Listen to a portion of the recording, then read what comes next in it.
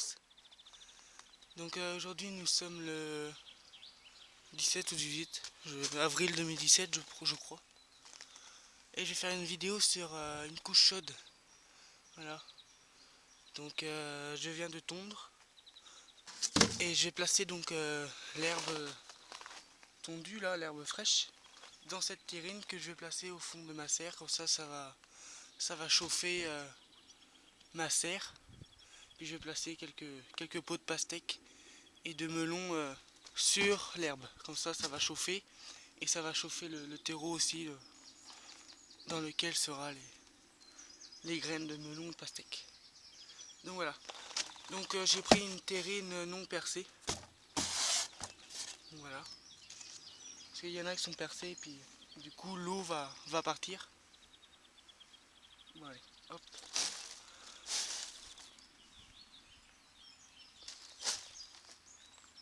Donc, je place l'herbe. Voilà. Je vais tasser un petit peu pour favoriser la montée en chaleur, en température. Donc je vais pas mettre à ras parce que j'aimerais bien mettre une vitre après par dessus.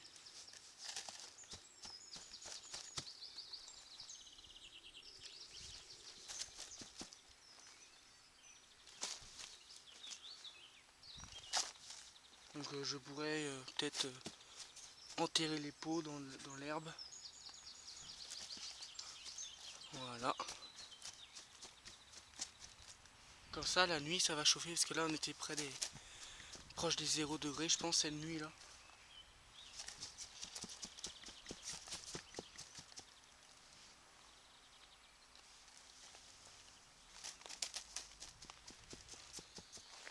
Donc voilà, je vais prendre un pot par exemple, ceci. Donc là c'est parfait. Voilà. Je pourrais même mettre un peu plus.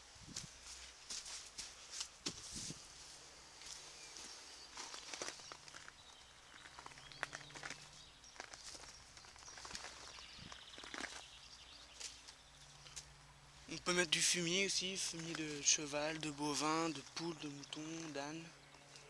Du fumier quoi. Ça fera l'affaire aussi. Voilà. Donc là ça monte déjà en température. Je sens quand je tasse comme ça, c'est un peu chaud.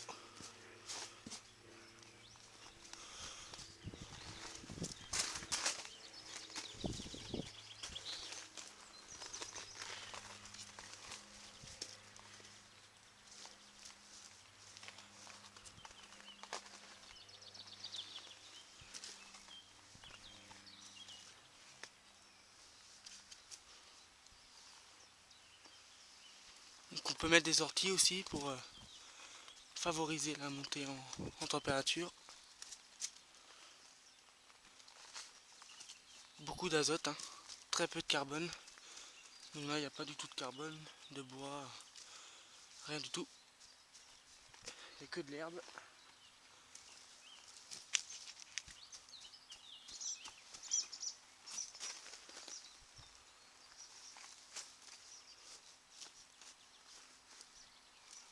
Donc voilà.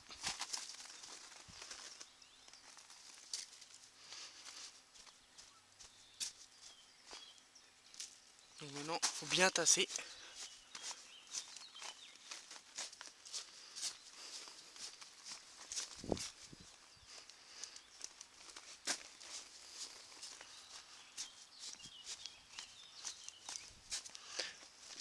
Bien tasser. Hop. Et voilà.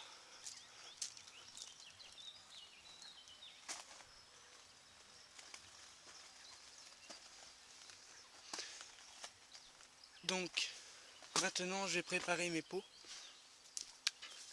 Je vais mettre du terreau puis je vais mettre des melons.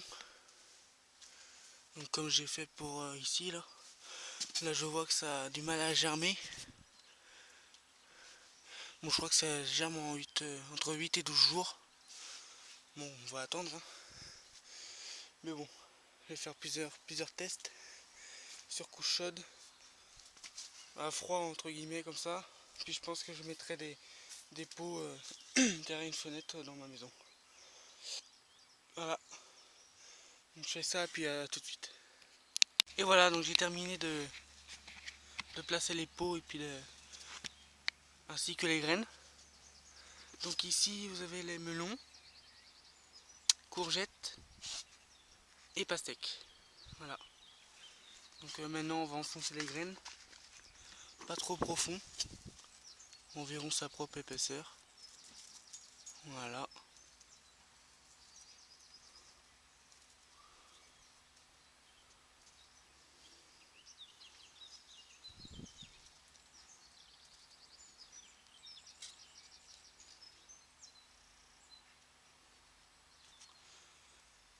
Donc c'est très peu, hein. C'est environ sa propre épaisseur, donc c'est rien du tout.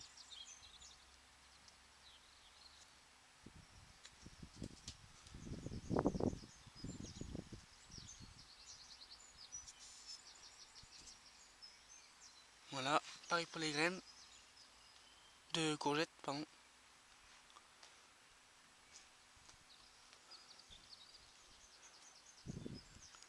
Donc là on est en période de sécheresse, hein. Au mois d'avril, c'est surprenant, mais bon.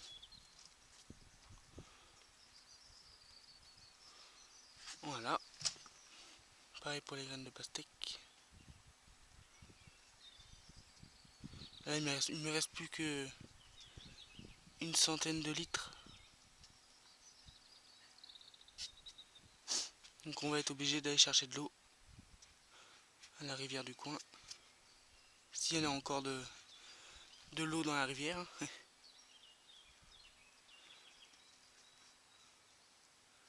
Voilà.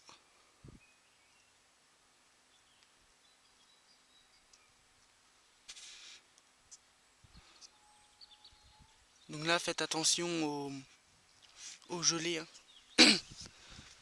Là la nuit dernière j'ai mis des bâches par-dessus les plants de tomates et les plants de pruniers. J'ai trouvé un morceau de P17, donc voile d'hivernage. J'ai mis pareil. Là j'ai mis un seau, j'ai oublié d'enlever.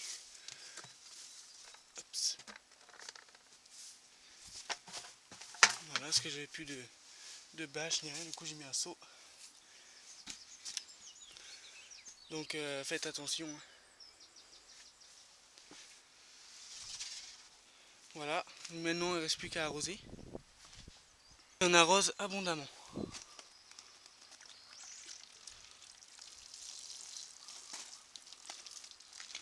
Hop.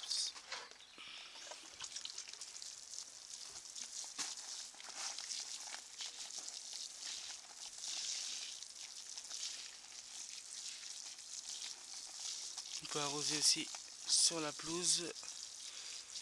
Donc là vous verrez quelques graines remonter à la surface. Donc il faudra les enterrer tout simplement. Et le fait d'arroser aussi, ça va favoriser la montée en température.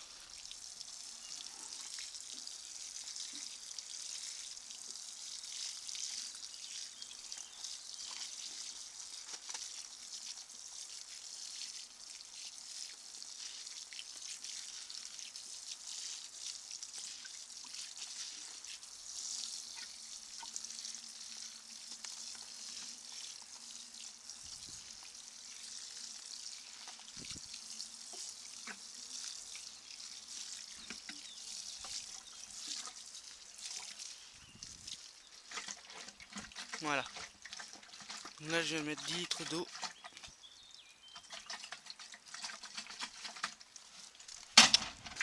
Donc voilà, vous allez voir quelques graines remonter à la surface. Bon, rien de grave, hein. Hop, il suffit de les enterrer. Voilà.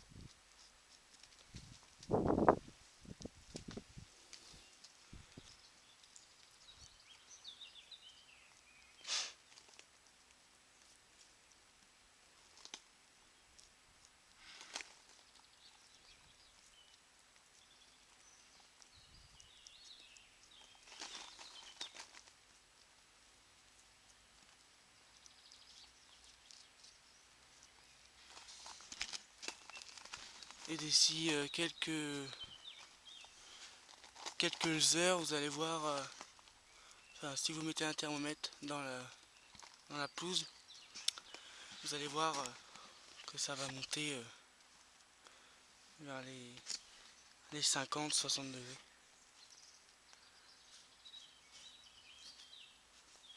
Même plus, si vous arrosez abondamment. Et voilà. Donc je vais remettre encore 10 litres d'eau et puis ça sera bon. Donc après je vais la placer là, ici. Voilà.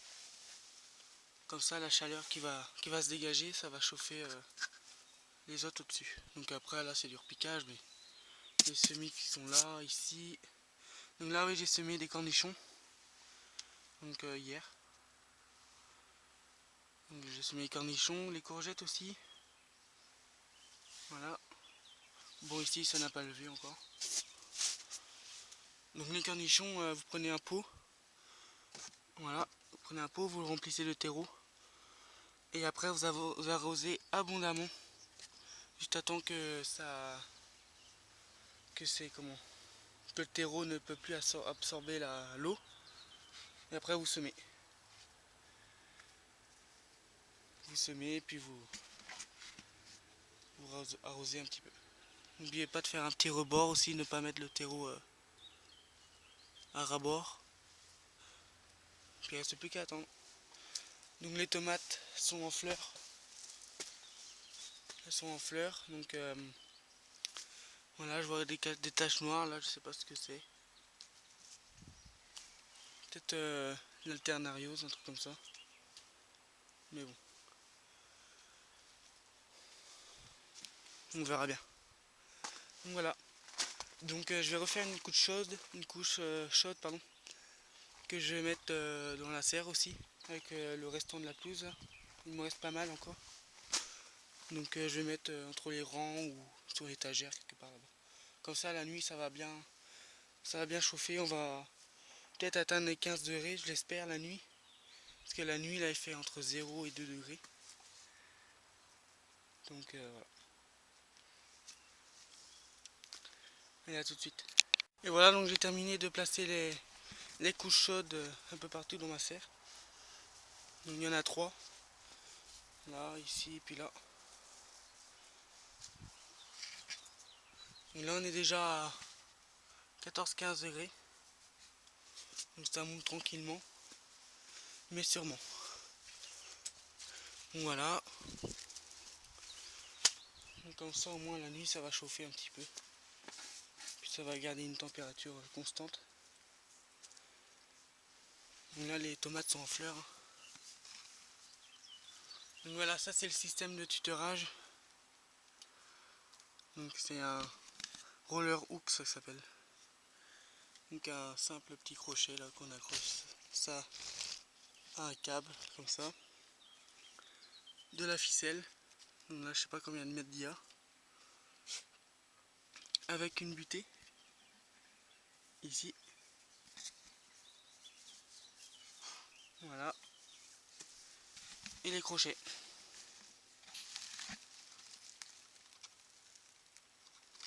Voilà. Donc là, les 3 autres sont là. Voilà.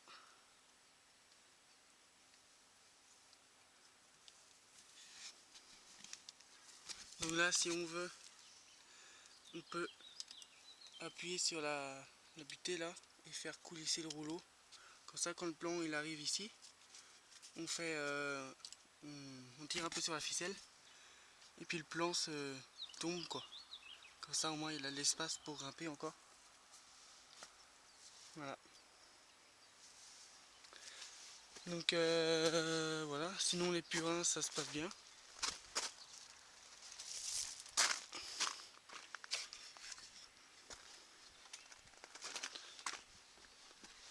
Donc les purins, là c'est le purin d'ortie.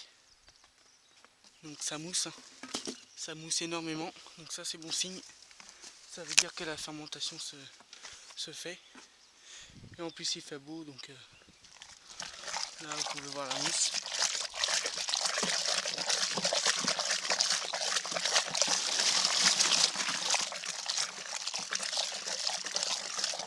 Et quand vous voyez plus la mousse là, quand il n'y a plus de mousse, plus de bulles ni rien, c'est-à-dire que votre purin est fait, est terminé.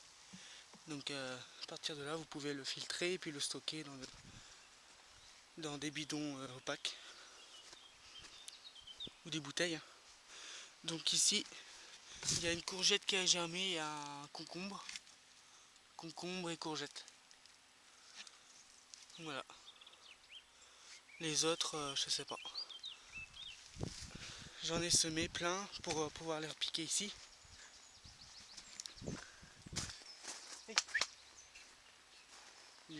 J'en ai semé plein pour pouvoir repiquer un petit peu à l'extérieur. Donc ici déjà j'en ai semé de la courgette. Ici aussi là il y a des melons, des plastiques. Là il y a des potirons, donc on va enlever ça. Ça ce sont les œillets d'Inde. Et au fond il y a des potirons et des concombres qui se sont bien développés. Ici c'est toutes les salades que j'ai repiquées. Salade, potiron ici, là, courgette ici. Voilà. Ça c'est un potimarron qu'on m'a donné. Donc j'attends pour le planter en pleine terre parce qu'il y a encore des gelées là. Je vais attendre après le... Je vais le planter après le 13 mars. Après c'est fini les seins de glace.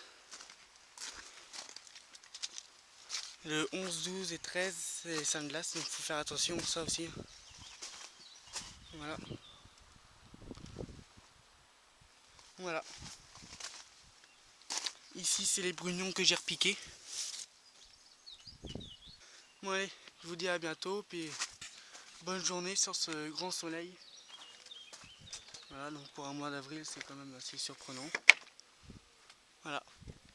Allez, à bientôt. Profitez bien.